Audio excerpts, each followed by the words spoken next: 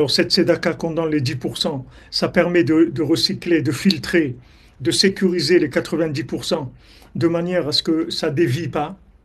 Alors maintenant, quand quelqu'un il fait pas ça, quand quelqu'un il veut garder tout l'argent pour lui, il donne pas, il donne pas une partie de son argent à la tzedaka.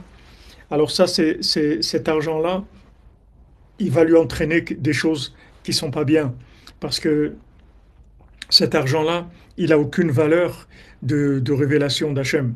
C'est le contraire de la raison pour laquelle Hachem nous a donné de l'argent. Voilà, il n'est pas sanctifié. Pas de l'argent qui est sanctifié. Razak.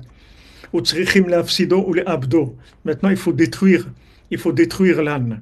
Parce que cet âne, il représente l'argent, le chamor, le chomer, qu'on donne l'équivalent de l'agneau, de l'âne en agneau au Cohen, de manière à élever tout le chomer, élever la matière.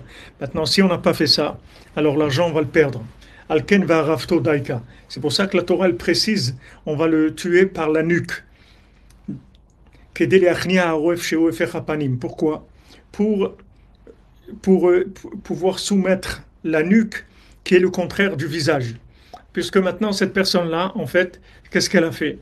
Du moment où elle n'a pas voulu donner la tzedaka qui revenait au Cohen, puisque maintenant, quand Hachem nous dit de donner le maaser, c'est quelque chose qui revient à la tzedaka, ça revient aux pauvres, ça revient aux tzadikim, ça revient aux yeshivot, ça revient aux endroits qui vivent avec cette tzedaka. Maintenant, du moment où la personne n'a pas voulu donner ces 10% que Hachem il a imposé, alors maintenant, au lieu d'avoir le visage de la vie, le vrai visage de la vie, c'est-à-dire qu'il voit le visage de Dieu dans sa vie, il voit la nuque, il voit tout à l'envers, il voit tout de dos. C'est-à-dire, comme on dit, ça lui tourne le dos, la vie, elle lui tourne le dos. C'est-à-dire, il voit tout retourner.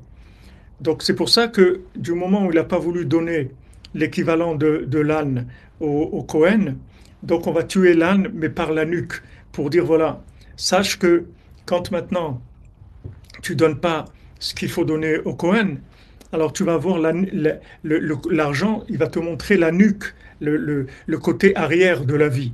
Au lieu de voir la face d'Hachem, tu vas voir un monde qui est un monde à l'envers, en fait, un monde où tu vas voir que le dos du monde. Qui a chez Dikdusha Anal, chez Nushar Alidé Ase, chez Notnim la Cohen, ou Nushar Misipurim Asiol, chez Shanim Kadmoniot. Parce qu'en fait, la richesse qui est sanctifiée, l'argent qui est sanctifié, quand on donne maintenant l'agneau au Cohen, alors cette sainteté de l'argent, elle vient en fait des Purimasiot de Shanim Kadmoniot. Elle vient des contes de Rabbeinu, des 7 mendiants, de tous les contes de Rabbeinu. Chez Prinat Arat Panim, Adrat Panim, Prinat Shivei Panim Shel Torah. Que maintenant, les Sipurim Asiot, c'est quoi? C'est la lumière du visage, c'est la splendeur du visage. C'est les 70 facettes de la Torah. Sanctifier l'argent, ça veut dire maintenant pouvoir voir le visage d'Hachem dans ce monde matériel. Aval keshen noten aseh la Kohen, eno zoche le'arat panim adrat panim animshach al-yedei Kohen. Mais quand maintenant il donne pas l'agneau au Kohen, alors il n'a pas le mérite d'avoir la lumière du visage, la splendeur du visage qui vient du Kohen, c'est-à-dire de voir le vrai visage de la vie.